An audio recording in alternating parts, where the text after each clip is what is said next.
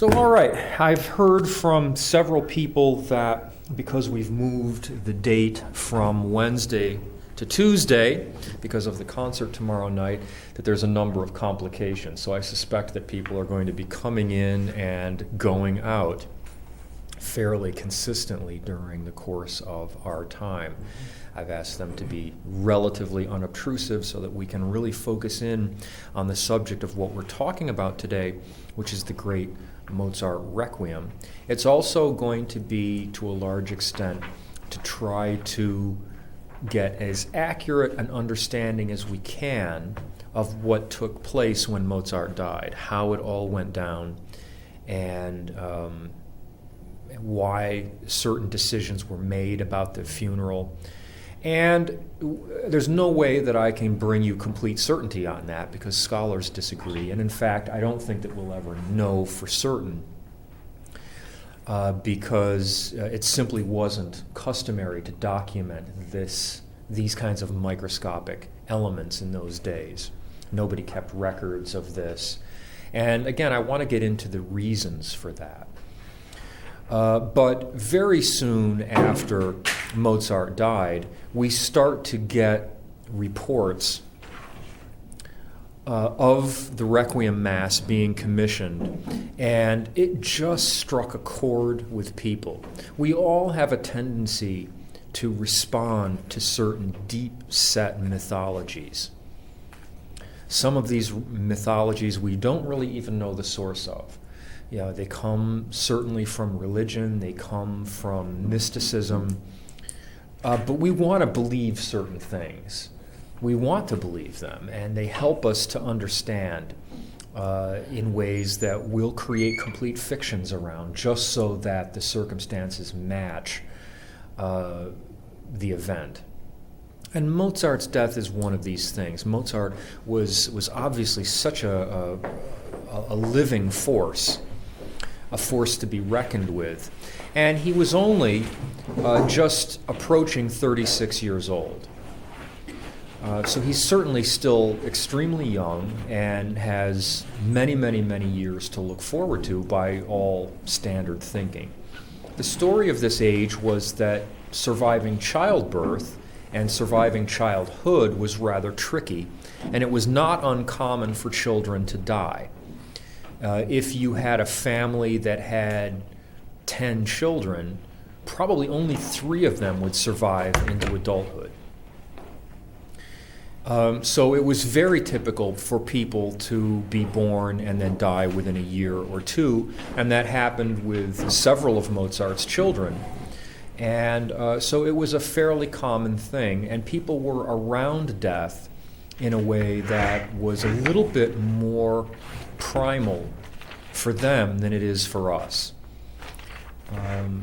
You didn't die in a hospital where people were pumping your chest and giving you antidotes and reading out your vital signs. You died at your house with your family around you, and you would kind of know that it was happening because most people could feel it coming on. Mozart at one point is reported to have said, I can taste death on me. He knew he was going to die. So this is stuff that we want to take a look at.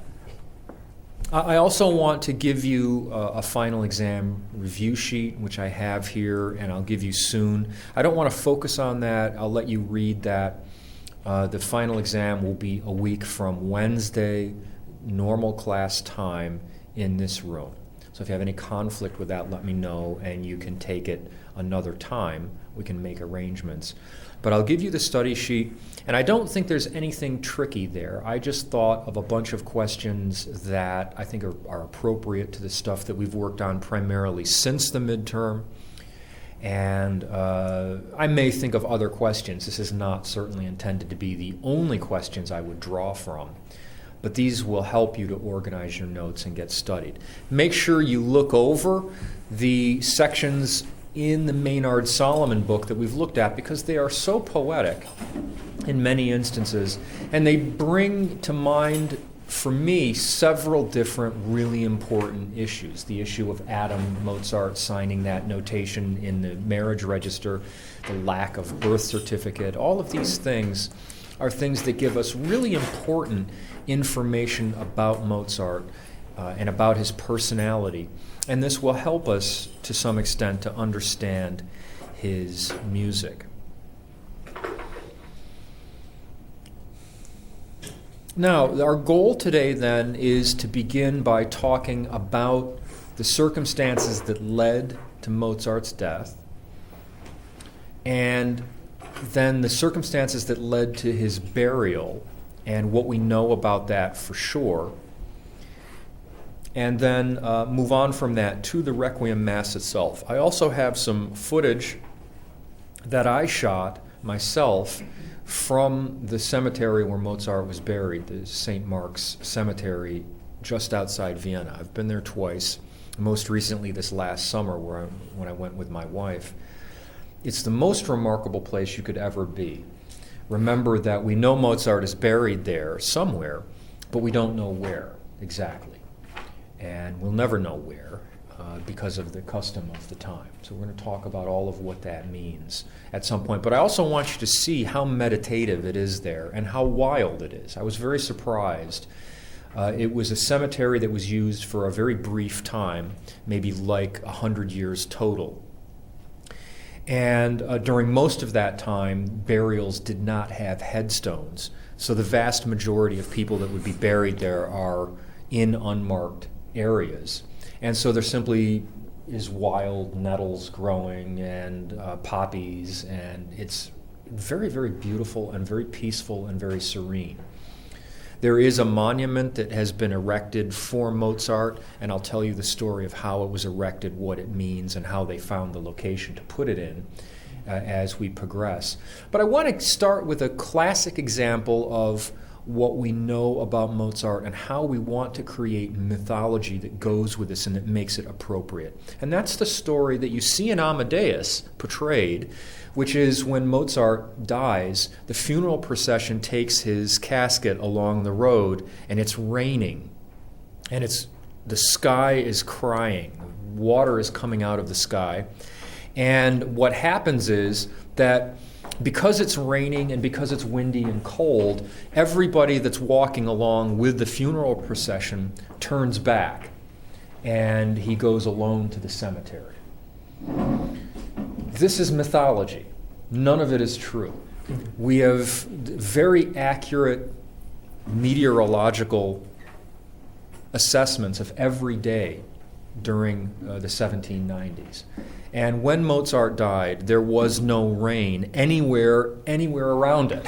It was dry, okay? It was a little bit windy, but we aren't even 100% sure which day he was buried on. Probably we know and we can ascertain, but it could have been the day after, and I'll show you how that works. But my point is to start with the idea that there was no rain. That is just not true. And yet it's reported by people who were there, right? Many accounts of it said that this is what happened. How can that be? They aren't outright lying. That's my belief. My belief, though, is that you remember things incorrectly, and it just makes some mythological sense that the world and the sky would have broken into tears when he's being buried, that it's a sign of divine weeping, or something like this. And somehow we find consolation in that. Well, it's not fair to poor Mozart because his friends and family were beaten back by the elements and he had to go alone to his death, to his burial. Well, the reality in Vienna at this time was that it was customary to go alone because this was, again, a sanitary issue. It wasn't healthy to accompany a corpse, right? And it was a very, very religious time, and people's religious convictions were that your soul is elsewhere and your body is just a shell. So there's really no point in, dealing with this shell, right? You need to be buried. That's, again, a sanitary thing. but it wasn't even so much an issue of maintaining an identity. Very few people had a grave with a marker that was permanent. Again, today it's very common to do that. So when we bury people, we give them a permanent marker that we can always find and that there's a record of and all of this. But that shows our